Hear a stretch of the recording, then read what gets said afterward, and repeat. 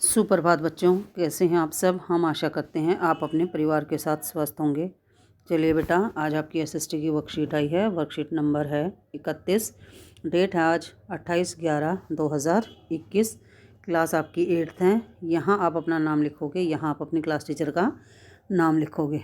चलिए उसी वर्कशीट को जो हम पिछले हफ्ते से पढ़ रहे हैं उन्हीं को आगे बढ़ाते हैं। और आज हम इसमें पढ़ेंगे राष्ट्रीय आंदोलन का संगठन 1870 के दशक से 1947 तक। 1947 तक इसलिए क्योंकि 1947 15 अगस्त 1947 को हमारा देश आज़ाद हो गया था अंग्रेज़ों से। ठीक है बेटा, चलिए पहले जो वर्कशीट को शुरू करते हैं। उभरता हुआ राष्ट्र। आपने पहले 20 सालों 1885 से 1905 में कांग्रेस अपने उद्देश्यों और तरीकों के लिहाज से मध्यम मार्गी पार्टी थी। आप सब जानते होंगे, पिछली वर्कशीट में हमने पढ़ा था कि कांग्रेस का गठन जो है 1885 में ए.ओ.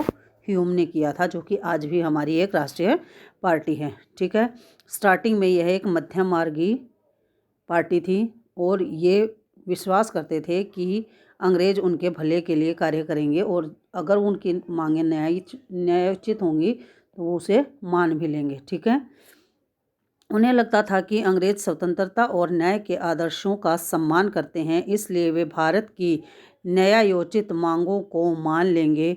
उन्होंने कई राजनीतिक और आर्थिक मांगें रखी। उनकी प्रमुख मांगें निम्नलिखित हैं। तो अंग्रेज़ों के सामने भारतीय राष्ट्रीय कांग्रेस ने जो मांगें रखी वो मांगें ये राजनीतिक मांगें हैं और ये हैं आर्थिक मांगें, यानी कि ये पैसे से, तरक्की से संबंधित, और ये कुछ राजनीतिक यानी कि शासन से संबंधित। ठीक है, पहले विधान परिषदों में भारतीयों की ज़्यादा जगह होनी चाहिए। परिषदों को ज़्यादा अधिकार मिलने चाहिए। जिन प्रांतों में परिषदें नहीं हैं वहाँ परिषदों का गठन होना चाहिए। सिविल सेवा परीक्षा लंदन के साथ साथ भारत में भी आयोजन करने की मांग की गई, जो आज हमारे देश में आयोजित की जाती है। ठीक है बेटा, न्यायपालिका को कार्यपालिका से अलग किया जाए।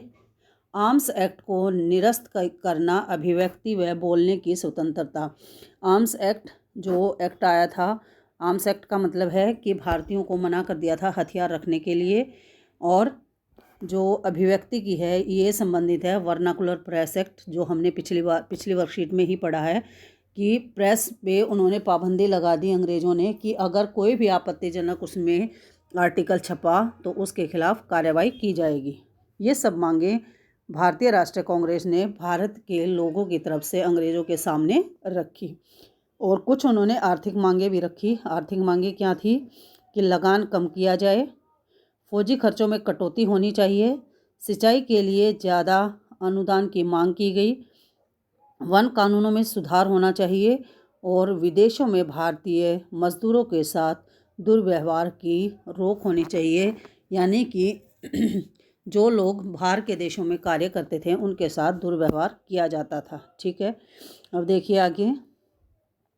उपरोक्त मांगों को सरकार के सामने रखने के तरीके। अब ये मांगें तो हो गई, लेकिन इन मांगों को वो किन माध्यमों से सरकार तक यानी कि अंग्रेज़ों तक पहुंचाते थे कि हमें क्या चाहते हैं, तो इसके लिए वो क्या करते थे, ये हैं कांग्रेस के तरीके। ठीक है, पहले वो आवेदन और प्रतिवेदन करते थे, यानी कि चिट्ठी लिख के उनको बताते थे कि हम क्या चाहते हैं।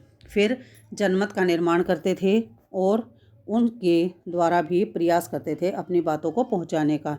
भाषणों में अंग्रेज़ों सरकार के जो कानून थे, जो गलत कानून थे, उनकी निंदा करते थे। अखबार के द्वारा और लेखों के द्वारा वो अपनी बात को अंग्रेज़ों तक पहुंचाते थे। अब देखिए बेटा, वर्कशीट के बाद नीचे 4 क्वेश्चन दिए गए हैं। इन प्रश्नों के उत्तर लिख के आपको फ़ोटो भेजने हैं। प्रश्न नंबर 1 है, आपके विचार से अपने आरंभिक वर्षों में कांग्रेस ने विधान परिषद में भारतीयों को ज़्यादा जगह देने की मांग क्यों रखी थी। प्रश्न नंबर 2 है, अभिव्यक्ति की स्वतंत्रता की मांग आरंभ से ही एक प्रमुख मांग क्यों रही थी। प्रश्न नंबर 3 है, आरंभिक वर्षों में अपनी मांगों को रखने के लिए कांग्रेस ने किन तरीकों का सहारा लिया था। और प्रश्न नंबर 4 है, कांग्रेस के आरंभिक तरीकों को आपके विचार से मध्यम मार्गी क्यों कहा जाता है, विस्तार से लिखिए। चारों क्वेश्चनों के उत्तर आप लिखोगे अपनी कॉपी में और उसकी फ़ोटो खींचकर SST वाले ग्रुप में डालोगे। नीचे बेटा कोविड से संबंधित इंस्ट्रक्शंस अभी चल ही रही हैं, क्योंकि जैसे जैसे मौसम में परिवर्तन हो रहा है, मौसम के परिवर्तन के कारण कुछ प्रदूषण की समस्याएं और कुछ बीमारी की समस्याएं दिल्ली में इस वक्त प्रदूषण, डेंगू और कोरोना तीनों बीमारियों का जो है प्रकोप चल रहा है। प्रदूषण के कारण आपकी छुट्टियां हो रखी हैं, तो सभी अपने घरों में रहिए, सुरक्षित रहिए।